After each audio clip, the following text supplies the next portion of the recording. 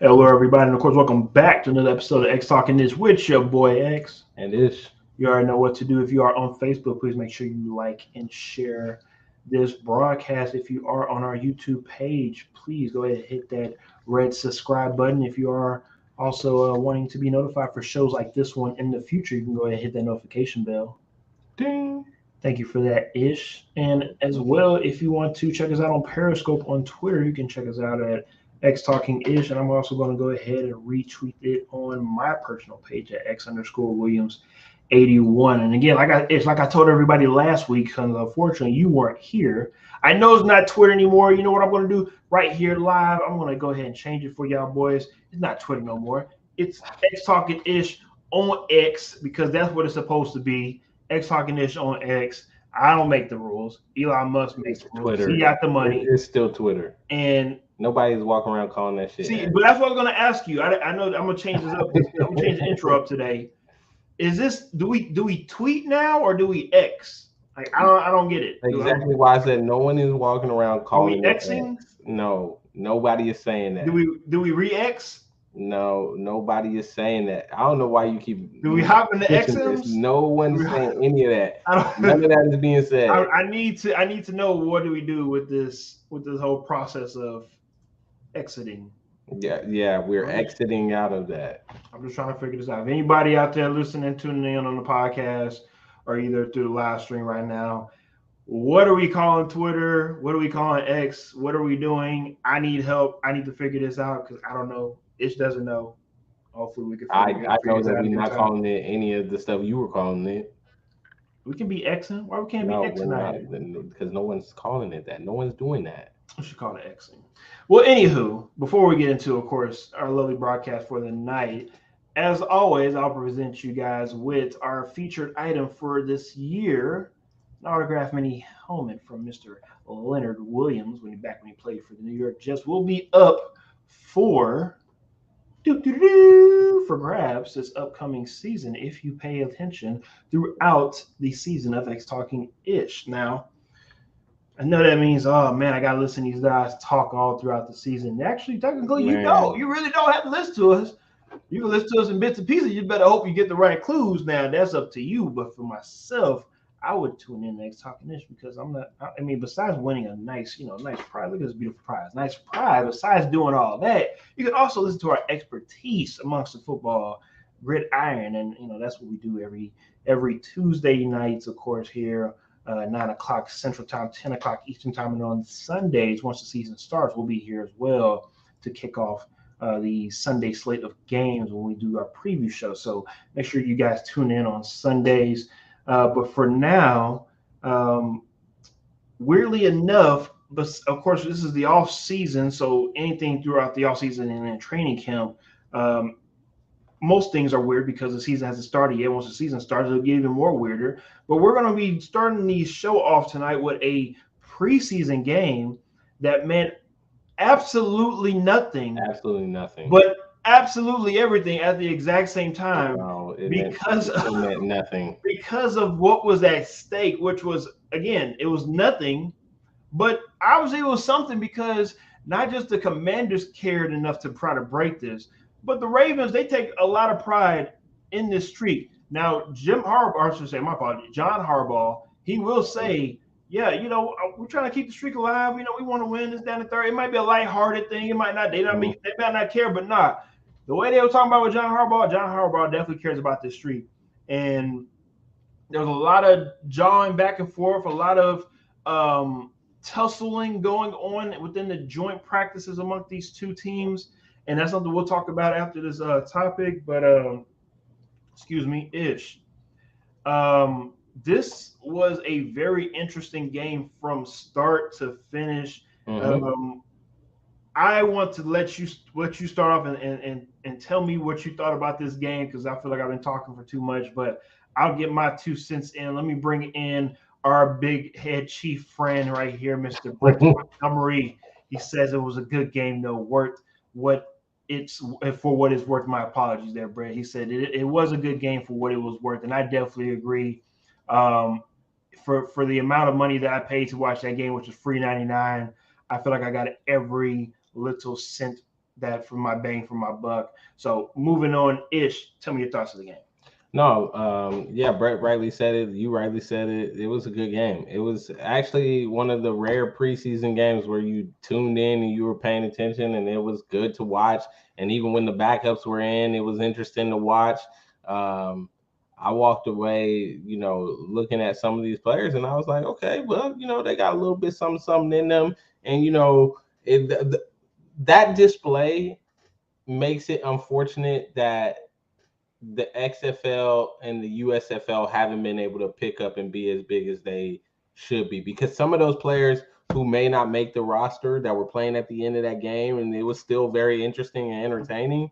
I mean, they could be on some of those teams, earning their stripes, getting more experience as they try to build up and make some of these rosters in the future. So that for me was a testament to the fact that these teams are really deep, and there are a lot of players that can play on these rosters. And unfortunately, not all of them going to be able to make the roster when it comes down to it. But ultimately, we're talking about this dang streak that got snapped. And honestly speaking, this is the most useless streak that we talk about through. I mean, like, I am tired. I am tired of people talking about this streak. I'm so happy that it is done, because this is the most useless streak in the history of sports. Like, why have we been talking about this streak as if it was some grand achievement? It's not, okay? And I don't necessarily think the Ravens cared about it, but at the same time, it was something to just say, like, we have it, right? Like, oh yeah, we don't lose preseason games. I mean, I guess it's just one of those things where you don't really care, but you kind of care, sorts of things. But I'm so glad it's done. Can we just stop talking about it and move on? Because it is completely pointless to be talking about a 24 game preseason win streak. So my brother, I'm very happy that you went ahead and went up first, because I wanted to make sure that everybody heard it from you and didn't hear from me first, because everybody's very quick, as you know, is to call me a hater on a lot of different things. And I'm perfectly okay with that, because I'm not a hater. I just like to tell the truth. And a lot of people aren't hearing the truth, and it is what it is. So with that being said, Ish, I pretty much said the exact same thing that you said. I said that this is easily one of the most useless pieces of info that has circulated the sports world when it comes to the Ravens on this 24 game preseason winning streak. Who cares? Who cares? Please. Who cares? Who cares? I try my very hardest ish not to get on Lion fans every show that we do. But if you go back, of course, in history, you see that the Detroit Lions, when they went on their 0-16 winless streak of no winning a game throughout that season of that year, they went 4-0 in preseason. Okay, so that goes to show you how much preseason means, and it means nothing. So with that being said, what it is it gives players an opportunity to get back into the swing of things. These starters to get their mojo back and get their engines back revving up. And obviously, it's for the guys that are on that 53-man cut line to try to show up as much as they possibly can to make sure that they're able to make the roster.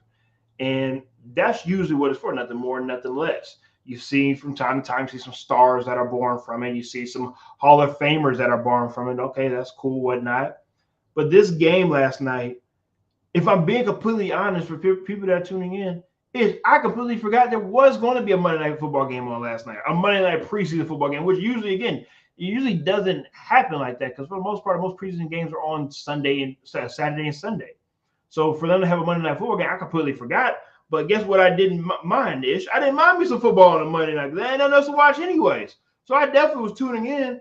And one thing I will say about the game is I was thoroughly entertained from start to finish. I honestly felt like at one point the first half, I felt like I was watching a legit NFL game, right? And then obviously second half, the second string, the third string of guys come in. Even though the play dropped off a little bit, the intensity never dropped. If anything, the intensity got even Picked higher. up, yeah, it And got it more was, I intense. felt like a great experience for not just the players, but also the fan base, and not just also the fan base. Well, mainly the fan base, but also the ownership group. If you watch throughout the game, the ownership group, of course, Joe Buck and Troy Aikman in the Monday Night Football booth, and they just talked about, of course, the new transition to the new ownership group. And I don't know about you, Ish, I can just see just visually the excitement amongst the Washington fan base, and the energy has changed, the belief has changed. And again, we if both Ish and I want to reiterate, this game means nothing. Nothing.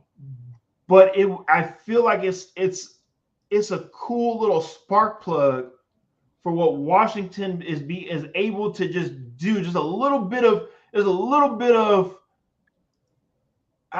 just it's just a little bit of something that they can just be able to use as motivation for whatever throughout this season. Because right now, if you think about just think about this, nobody believes in them, right? They're in the NFC East where everybody, all the three other teams probably have a better opportunity to win the division besides them. They're in a new ownership group changeover. They don't even know what name they're going to be maybe this upcoming season or next season, right? Because they're thinking about changing the name. And they're probably going to go into this season with this laissez-faire attitude. You have a new offensive coordinator who apparently is picking on the offense because their practices are too hard. And a lot of people just looking at the Washington Commanders like, oh, y'all scrubs. You know, we're going to test y'all. Y'all this, y'all that. But they came out and they played the bully ball. They were a little bit of the bully here at home, and they was able to get a win.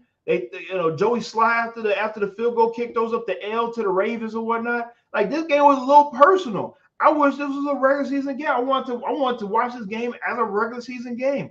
I think obviously the Ravens would have won the games as a regular season game, but when it comes to what I was able to see, just to get a little bit of a taste of some Eric Bieniemy offense on a different team, to see Mr. Sam Howell try to come out of his own shell to be what maybe Washington want him to be, which, if I'm being honest with you, Ish, I don't know what Sam Howell's going to be. I don't know how good he can be. But if that was a little bit of a glimpse, I'm liking what I see so far. The question is how good really is Washington, and can they even really compete in the NFC East to be able to say, hey, what about us? It seems like when they really, the way that division works is nobody is a repeat winner, right? So every year is up for grabs. And for Washington, maybe, just maybe, I'm not going to throw them out there, but maybe they can find a way. Let's get to the comment section. I'll throw it back to you, Ish. Fracture One says, yo, let them have fun. They were celebrating Daniel Snyder being fired. Oh, I completely agree. I a million percent agree. Daniel Snyder, he's out of there. Ding dong, the witch is dead. Fracture One also says, and they found their QB. Again, that's it. That's from him.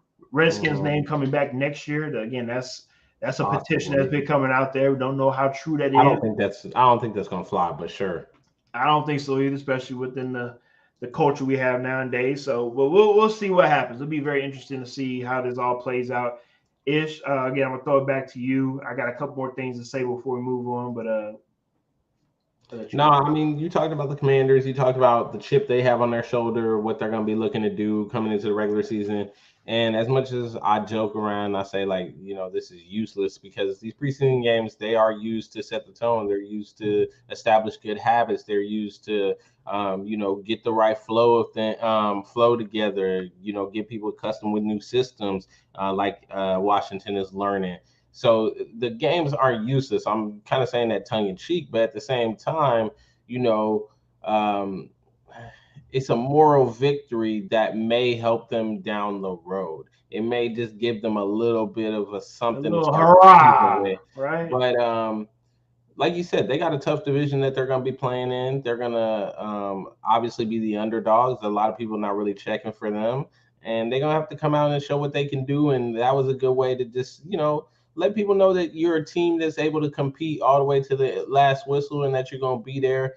Because I do think a lot of these games this year in the NFC East are going to be tight ones, that it may come down to that last drive. And, to be able to, practice that in the preseason, that definitely can help in the long run. So we'll definitely have to wait and see. I still have some things that I want to see from Washington before I really start considering them as true contenders in the East. But it was good to see though.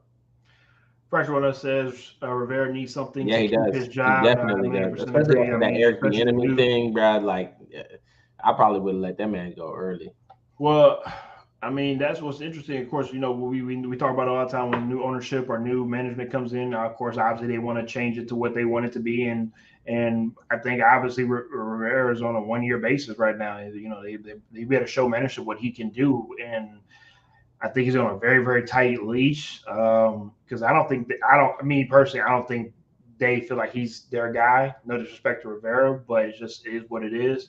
Um, Not all disrespect. but what's interesting is, I guess it just all depends on how this offense plays out, right? Because it's some high hopes for not just the team, right, but for the offense itself. With Airbnb coming over and taking over this offense, and let's just say the Commanders are, they're let's just say they win 8 9 games, right? They don't make the playoffs, but they have like top 3, top 5 offense. He out of there. That's probably the case, right? But where does Bieniemy land? Does he get promoted to become the head coach, or does Mm, Airbnb have to get wiped off with the rest of the crew and have to go and become an office coordinator elsewhere? Because if that's the case, then now we're looking at Airbnb like, okay, so now what's the point of leaving Kansas City in the first place? That's why I've always stated, why are you making this lateral move when if you're going to go somewhere, you go become a head coach somewhere. well, I Now think again, he I had to understand make it. I know everybody's situation is different. I know it's easy for me to say this on the outside looking in, and I'm not trying to be an idiot and selfish and saying these things. I understand there's a lot of things that are in play on why he can't be a head coach. I'm not an idiot, but it just pains me that if Not to this team, things I think go is the bad, problem. if things go bad for the team, but still go great for the offense, BME is still going to be a victim of the circumstances of the outcome of this. That's what's disappointing of all of this. Yeah, I think one of the big things that I've been perplexed about the whole Washington Commanders move and everything with Eric Bieniemy is kind of like you're saying, if the offense does well but the team itself doesn't do well, does it change the perception that the league apparently has of Eric Bieniemy? Does it make people think that he could lead a team, that he could be that voice in the locker room that's going to be able to lead the entire team, not just an offense, right? Like, is that what happens? I don't know, and I don't know like how he does that, right? We've already the thing for me would be if he went under the radar, the team did like the offense did really well. Come the end of the season, okay, now we reevaluate, right? But we already got drama coming out, players saying that, players apparently complaining about him and stuff. To me, this is just supporting the narrative that a lot of the league seems to believe is that he can't go into a different locker room and lead a bunch of guys, right? Mm-hmm. And there's been conflicting reports. Some players back him, some players aren't backing him. And it's just like, if anything, this has made it worse for you. You were better off staying in Kansas City than coming out here and having this drama that's popping off between you, Ron Rivera, and whoever is in the locker room crying to Ron Rivera. So, I mean, I'm with you in this situation of Washington is such a weird situation right now. Weird organization to be around. Hopefully they can win because winning cures Here's everything. everything. But if they don't, yeah, it's gonna be that's gonna be the fun team to watch. Really, if they don't win, I'm gonna be checking for them and the stories coming out of that team. Definitely agree. Fresh Wanda says if they lose games because of the defense giving the game, then Rivera is gone and Eric Bieniemy will be the Maybe as head an interim, coach. yeah, he might get the interim. If they lose a couple at the front half and they decide to get rid of Rivera, yeah, he could be the interim for the rest of the season. Maybe that helps him out. I don't know. Yeah, it'll be interesting. We'll see what happens, and I'll finish it up with this when it comes to again the intensity of the game. Of course, pretty much was due to the extracurricular things that were going on within the joint practices, and that's what's going to come up on our next topic for the most part is will joint practices become a thing of the past? And the reason why I bring this up is because this is not the first team. This is not the last team. This isn't the only team over the weekend that got into a little scuffle amongst teams. But the more and more I talk to a lot of different football players about joint practices and how you feel about it and just what you get out of it, I hear more just meh than it being something that's actually productive. And if it's going to just cause more of a negative outcome of what you're trying to accomplish than actually getting some work out of it. And also, I guess maybe until somebody gets hurt, do you see is the NFL sooner or later stepping in and saying, okay, either we're going to start finding y'all or we're just going to cut this out altogether? Because again, we've seen a lot of scuffles, we've seen a lot of fights, but nobody has gotten seriously hurt yet. But until Patrick Mahomes breaks a hand, or Aaron Rodgers falls down and breaks a hand, or Josh Allen or whatnot, somebody does something. Will then the NFL step in and say, "Okay, we're done"? I don't think the NFL is going to step in and stop this. I think you're going to see situations like what was reported earlier this week with the Houston Texans and the New Orleans Saints, where it was decided, hey, we're no longer going to get together. We just don't see the benefit of it. Everybody's got things they need to work on before the season starts. So we're just going to do that in our respective locations. You may see more of that where teams maybe have it planned and then decide as it gets closer, like, you know what, I don't know that I necessarily want to do this, but I don't think the NFL is going to regulate it in any way. I think they're going to let it go. And I think it's one of those things where it depends on the makeup of the team and the makeup of the coaching staff on whether or not, A, they get a lot out of the joint practices, and B, if they mind some of the scuffles that come out of joint practices, right? Because for some players and some teams and coaches, they may be like, hey, it's nice to get out there, hit somebody that's not in the same jersey as you, in a little bit of a more controlled environment per se. And yeah, just compete. It's nice to compete. And I think that's one of the things about joint practices that is, a benefit, is fun, that you get a little bit something out of there. Is everybody in this game loves to compete, right? And that's why you see some of these scuffles, because everybody's out there competing. It doesn't matter that it's practice. We're going to compete. If you line up across from me, I don't care if you're wearing the same jersey as me or you're wearing a different color jersey as me. If we lined up and the ball snapped, it's a competition. I want to beat you. And if you beat me, I'm going to be pretty upset. And you might hear a couple things from me. And especially if you say something to me, we might have to throw a couple of hands or two. And I mean, I think that's what we're seeing, right? And so I just think it's going to keep going, and it's going to depend on some of these coaching staffs, some of these players, the organizations themselves. And the NFL is just going to be like, hey, as long as y'all not out there hurting each other or anybody getting serious injury, I don't care. I definitely agree everything that you said for the most part. I mean, this is something that goes on from high school ranks to college ranks to pro level. Um, I think the funny thing about men and women is that I joke with my wife all the time is that for some of my best of friends, we've already gotten into physical altercations with each other because that's how sometimes men bond even faster is by throwing hands on each other. And sometimes you just have to let that aggression out to be able to move on and do what you got to do. And for the most part, most guys just move on, especially if you, like you said, if it's not personal, it's more about competing. It's that's usually what it's about.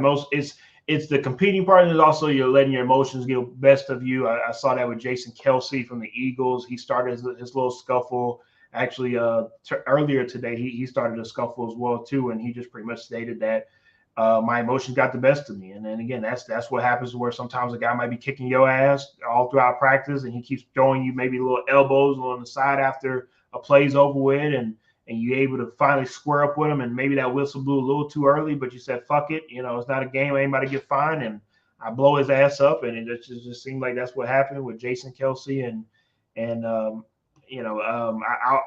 circle it back with and piggyback on what you said when it comes to teams saying, we're not going to joint practice anymore, and that's actually what happened with the Tennessee Titans and New England Patriots.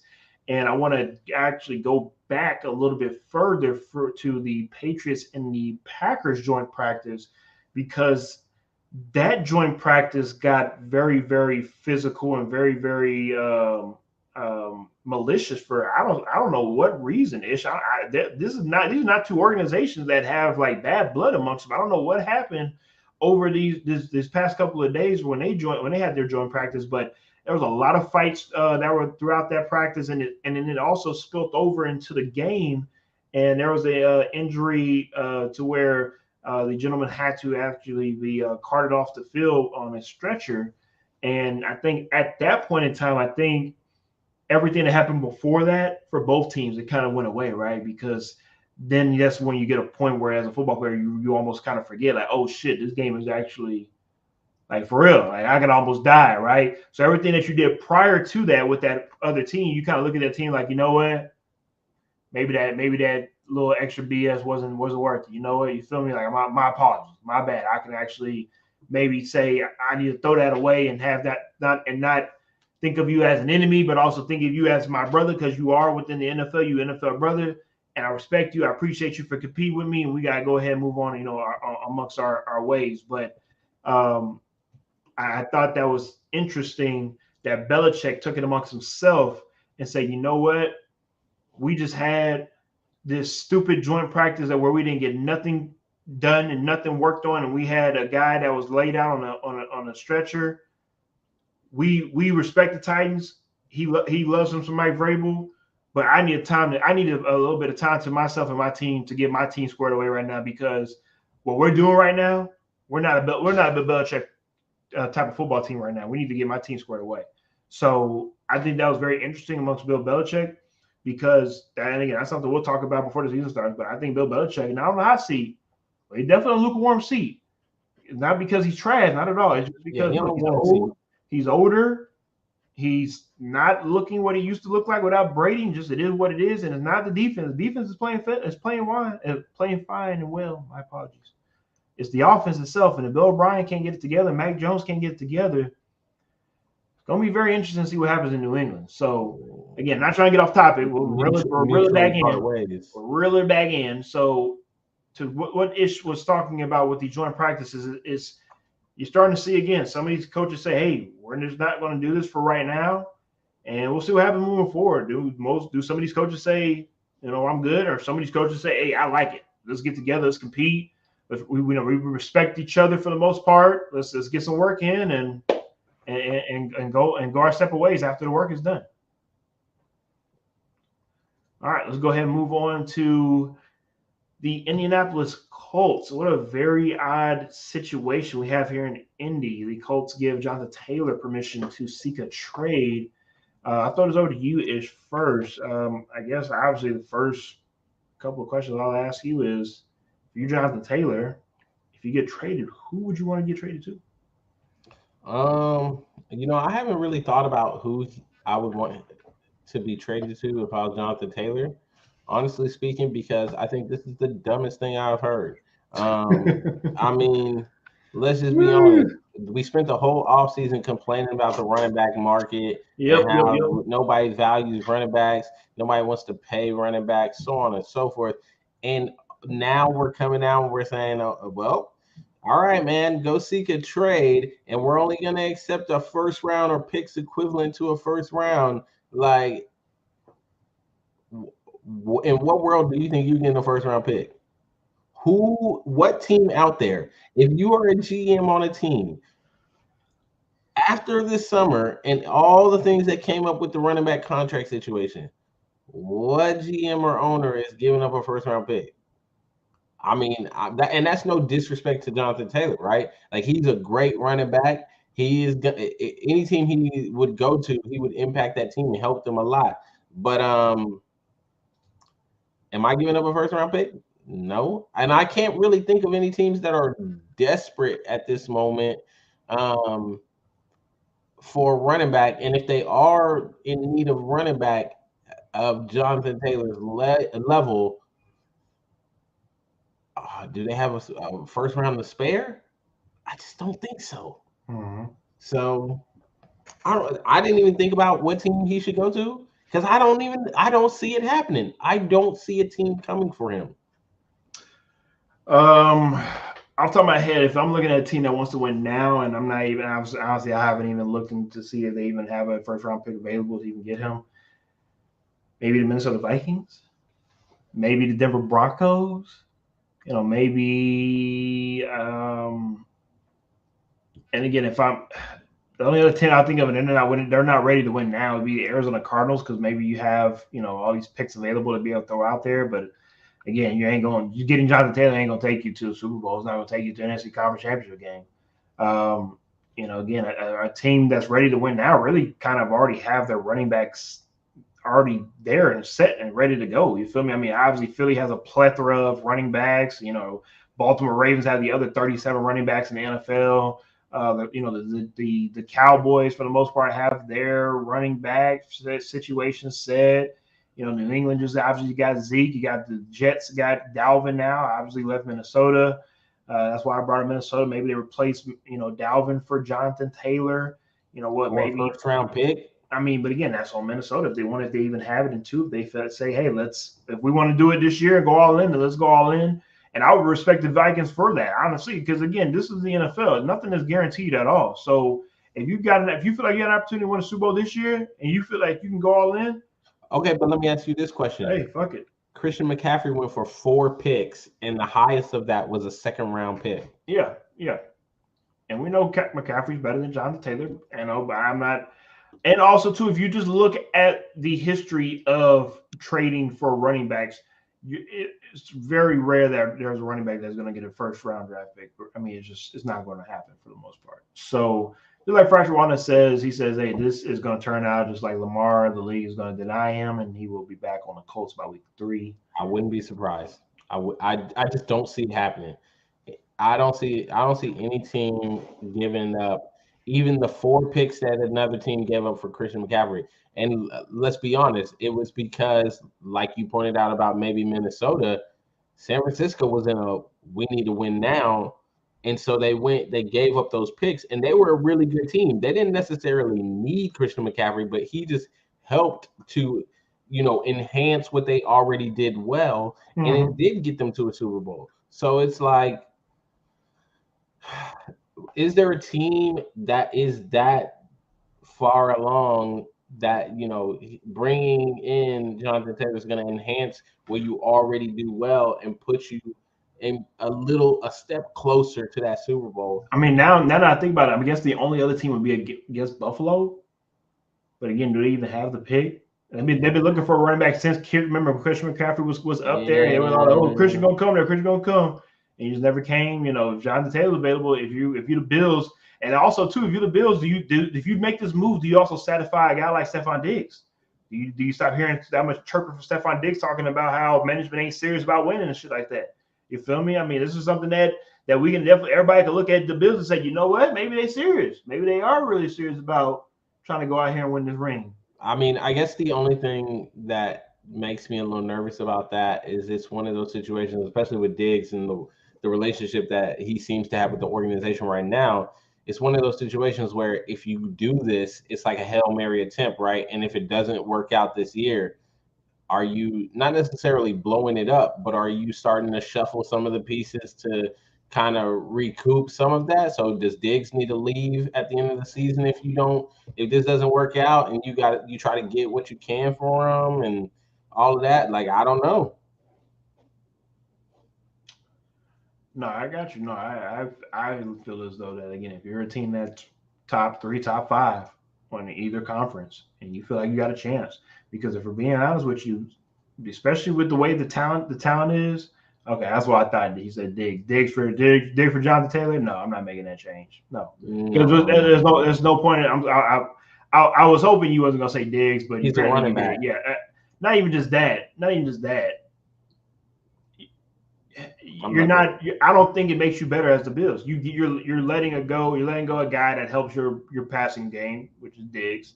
You're bringing in a guy that runs the ball. Now, get me wrong. You still have Gabe Davis, and you still have you have the young guy Kincaid to come along and help out with the passing game, but you need Diggs. The running game, hopefully it comes along for them. Honestly, I don't think it does, but if it does come along for them, it's going to be because of Jonathan Taylor. But it's not even that. I think for me, it's not even that from a Bills perspective, because you rightly point out. I don't know that necessarily makes the Bills better, but from a Colts perspective, it doesn't help the Colts out that much either, right? I mean, it gives Anthony Richardson, a young quarterback, as the number one. It gives him a bona fide number one. You're not wrong, but it gives me an opportunity to be get the goddamn ball out of my hand, so I ain't out here getting hit all the time. Short throws. I mean, if Diggs is not happy in Buffalo, what makes you think going to Indy with a rookie quarterback like that situation not going to be the best for him? You're not going to be happy about that. So now you're going to have a disgruntled Diggs with a rookie quarterback. I mean, yeah, that's definitely not the makeup I want. Yeah, that's just bad all around. Yeah, This is not going to get any better. It's going to get worse before it gets any better. I don't know if you've seen pictures of Jonathan Taylor at joint practice for. So speaking of joint practice, Jonathan Taylor was at the joint practice for the Colts and the Eagles. Spotted out there. I don't know if he was out there trying to make his case to try to become an Eagle, or if he was out there trying to support his Colts. I don't know what he was out there doing, but it seemed like a lot of people were a little confused because they probably thought he wanted to, be on his own and not be a part of what they're doing. But a lot of, I don't know if you want to call it chess match. I don't know if you want to call it cat and mouse, cops and robbers, hide and go seek. He say, she say, telephone. I don't know what game you want to call it. Just know that it's a game of back and forth, and it's going to it might get ugly. It might get ugly. And be very interesting to see where this turns out. Who knows? We might wake up Friday morning and breaking news: Jonathan Taylor gets traded to the. Bada bing, boom, boom. Yeah, I was thinking that too, but I don't think that can't trade him in the division, right? That can't happen. Yeah, they can't do that, man. They can't do that. That'd be the Colts for you, though. That'd be hilarious. That'd be interesting. All right, let's go ahead and move on to another interesting story. I know. One of Ish's favorite quarterbacks. I know Fractured Walnut loves him some Baker Mayfield. Mr. Baker Mayfield becomes the starting quarterback for the Tampa Bay Buccaneers this upcoming season. For being honest, I mean, they call the QB competition being between Baker and Kyle Trask, but if Baker didn't win this competition, I think it was be time for Baker to go ahead and hang it up, because if you can't beat out Kyle Trask right now in your career, you might not be a starting quarterback anymore. You obviously might just either be a backup, or if you don't be a backup, it's time to go ahead and move on, Baker. But Ish, I think this is his last opportunity to become a starter in the NFL. That's the other team gives him that opportunity, like the Rams did, obviously before the Bucs did. But to be an actual full-time starter, I think this is his last opportunity. And I'm scared to say this, Ish, but I'm hoping that Baker doesn't end up getting Todd Bowles fired, because that's what could happen. And Todd Bowles might be the first head coach fired for the coming season. And if you're a betting man like myself, you might want to go ahead and put some money down, either in Lake Charles or in Vegas, for Todd Bowles being the first head coach fired this upcoming season. Just like Fractured Walnut says, Todd Bowles will be looking for a new job by week 4.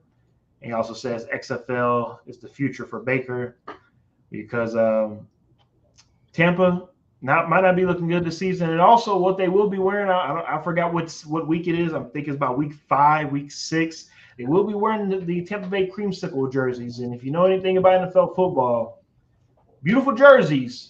Ugly football team back in the day for Tampa Bay, when they were the Tampa Bay Buccaneers with that orange creamsicle uniforms, and it could really look like an NFL blooper reel when they wear that uniform, if they are as bad as what they could be. I think the defense is going to hold its own. Defense might be top half of the NFL, but it's the offense. The offense, boy, it's not a good look right now. And if again, maybe if they are able to keep Baker upright, roll him out of the pocket, give him some opportunities not to be the hero and play hero ball.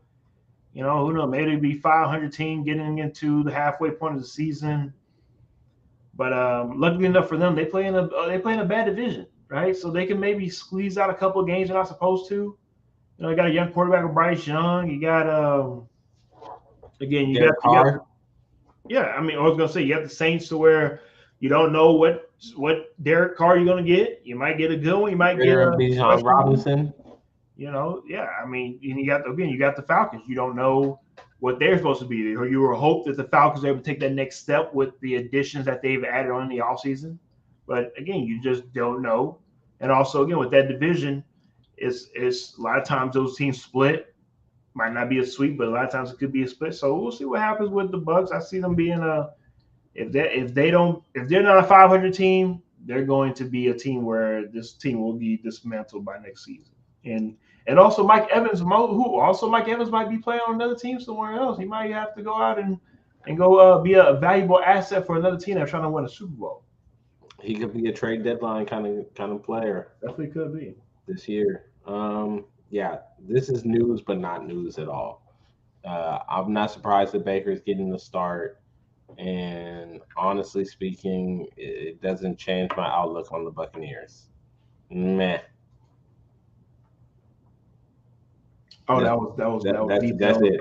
That was detailed journalism there, Ish. Oh yeah, very detailed because that's how exciting this team is. That's how exciting this news is that Baker Mayfield is going to start for this team. Like anybody, I don't think anyone outside of Tampa Bay cares at all what this team, who's starting for this team, who's playing on this team, what jersey this team is wearing. No one cares. Okay.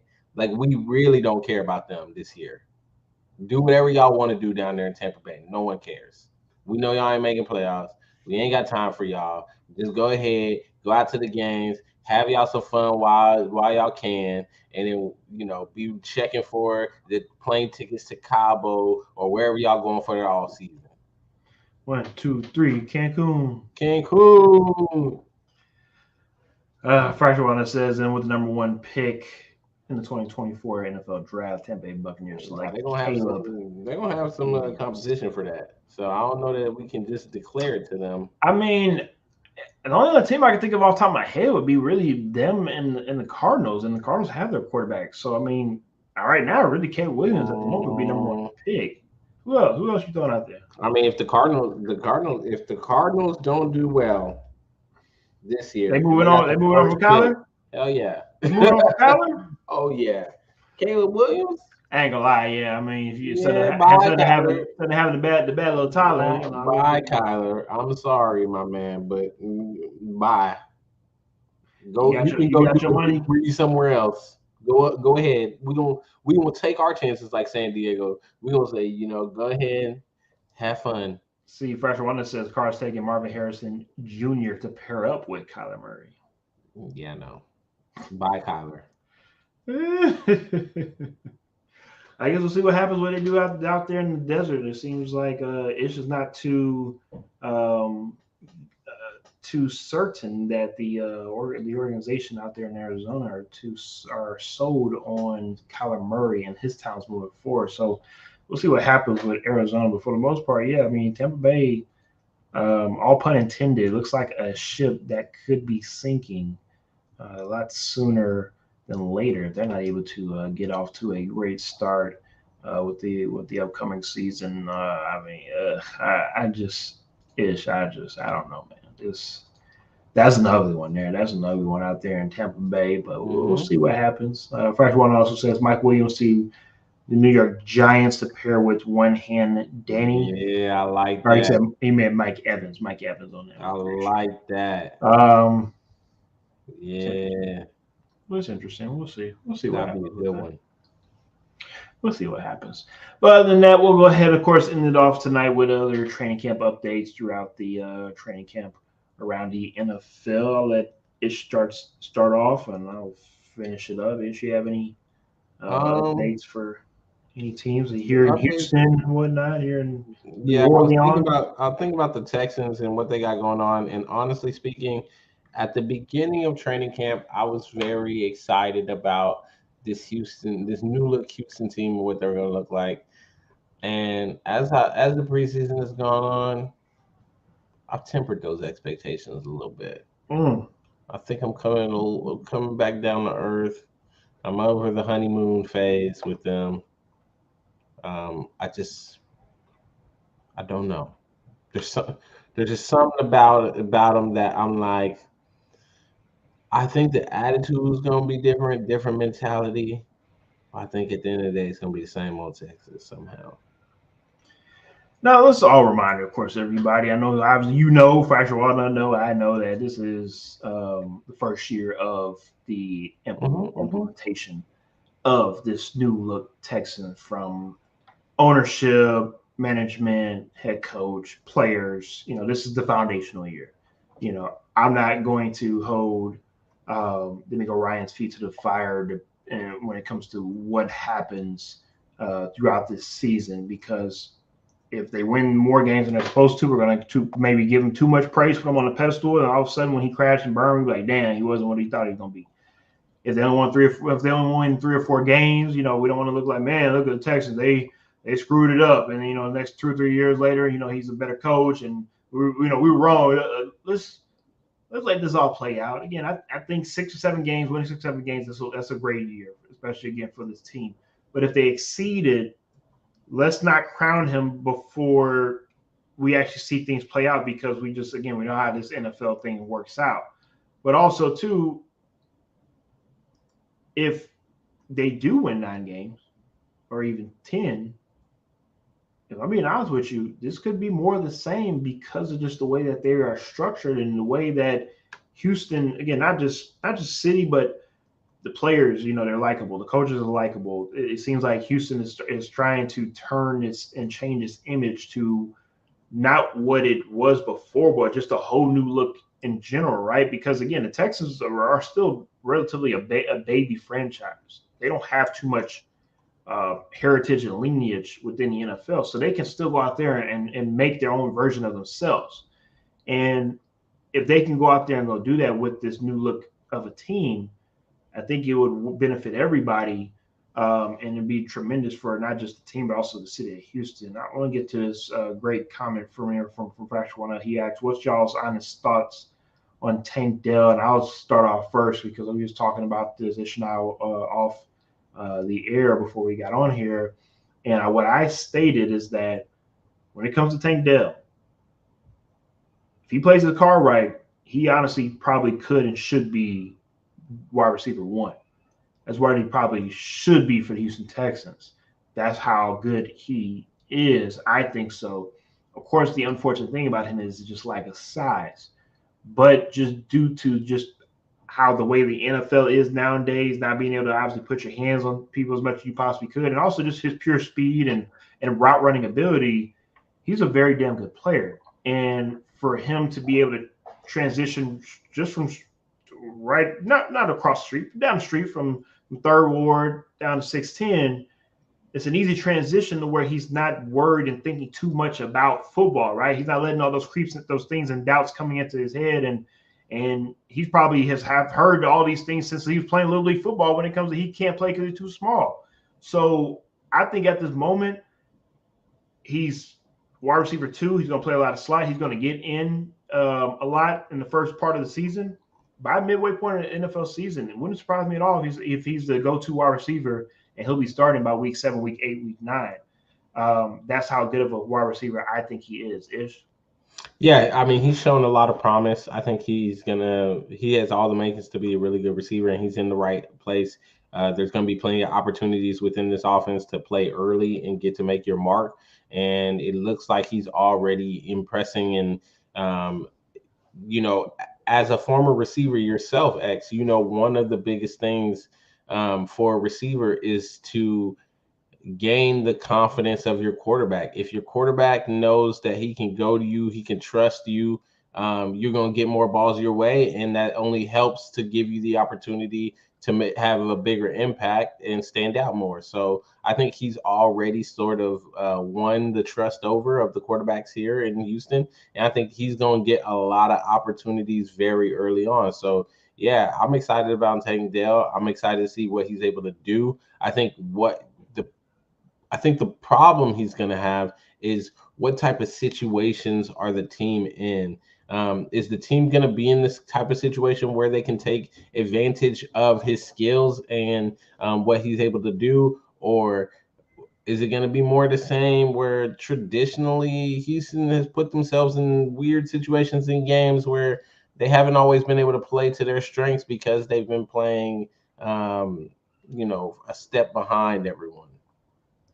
No, I completely agree. Factual One also says, he says, plus I don't like the Hill comparisons people are making. I'm assuming he's talking about Mm, Tyreek Hill. I don't see that at all. No disrespect to Tank Dell. Just two different types of players, not even just the speed aspect.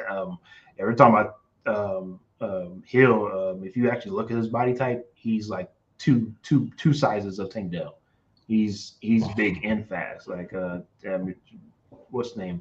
Tyreek Hill is a specimen. I mean, that's a freak of nature. Also, he says Robert Woods will be good for him on how to be a pro. Definitely agree with that. But right now, for both Tank Dell and also CJ Stroud, right now for both of those two guys, it's going to be like playing backyard football, pitch and catch, because that's what it looks like right now from training camp and then also in the preseason games.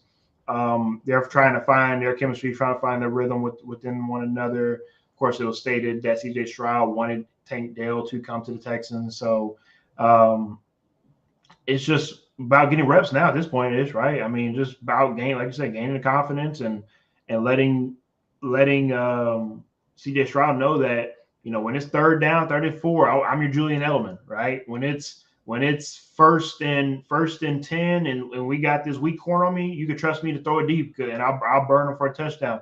It's going to be very interesting how the Texans are going to be able to utilize him throughout the line of scrimmage and not just keep him as a slot. Put him in running back, right? Put him in pistol. Put him out there and wide. Move him all around the field. He's an athlete. He can do that, and that would just make your offensive unit just that much better. So again, it'll be interesting to see what the Texans do with Tank and go from there. But also, Fracture One says fan base is expecting too much. Rookie coach, rookie quarterback, rookie OC. Like them simmer more in the oven. Yeah, I mean, yeah, I agree. It's easy to be excited because just like the Washington Commanders we talked about earlier, you haven't been able to be excited for things too often. So any positive news is something to root for, and that's what the Texans need. And I will say, living in Houston is good to see the energy changing and seeing that some Texan fans are coming out of hiding. So other than that, like I said, around the league, more of the same. Again, guys. Jackson Smith and Jigba surgery, wrist surgery. Thank you for bringing that up. Yes, looks like he'll be out for 3 to 4 weeks. Yep. With that injury. Looks like so he won't be available for week 1. He'll probably be available week 2 or week 3, depending on how that rehab plays out. That definitely, of course, besides hurting fantasy owners, because I know fantasy owners will be crying about that. Also, we might have a little bit of a situation for Offensive Rookie of the Year. This Offensive Rookie of the Year class is very, very stacked. And excuse me, as we saw it last year with Garrett Wilson, a lot of people felt like maybe it shouldn't have been Garrett Wilson because of just how other guys were able to finish out the season. And that's something that could be playing out as well this upcoming season with all these rookies and the offensive side of the ball. Obviously Bijan Robinson. There's guys out here to where if you miss a game or two, it might throw you out of the running just because of it might be not just longevity, but also the stats you put down while you play these 15, 16, or 17 games. And Jackson Smith and Gibba, honestly, I felt like was a guy easily top 3 or even top 5 to be on the lookout for this upcoming season of Offensive Rookie of the Year. Yeah, it's really unfortunate, but it's good to hear. It's only 3 to 4 weeks. He'll be able to come back and get back in the swing of things. It seems like he's already been able to step in and make an impact and impress. So once he's able to get back, I expect more of the same from him. Yeah, I definitely agree. But yeah, other than that, like I said, and out there in Seattle, I know everybody saw that viral video of Mr. Pete Carroll out here slinging that thing and live them glory days. It looks like he can still do his stuck dizzle. 7 years Yeah. old, but he's looking like a 50-year-old. I see you out there, Pete. Before we do leave though for tonight, before we got on the air tonight, I was checking out Netflix Untold Swamp Kings. Yes, the story of the '05 to '08 Florida Gators with Urban Meyer and of course Tim Tebow and the crew. So Mhm. I'm about to go and finish that up. I'm also going to be watching me a little bit of Hard Knocks as well. So I got plenty of football to Yeah, watch. boo. Yeah, you can boo all you want to. I'm still going to check it out. And we will be back, of course, next Tuesday. We have a special guest with us that will be joining us next Tuesday. So please tune in because you'd be surprised who I'm able to bring in on the cast.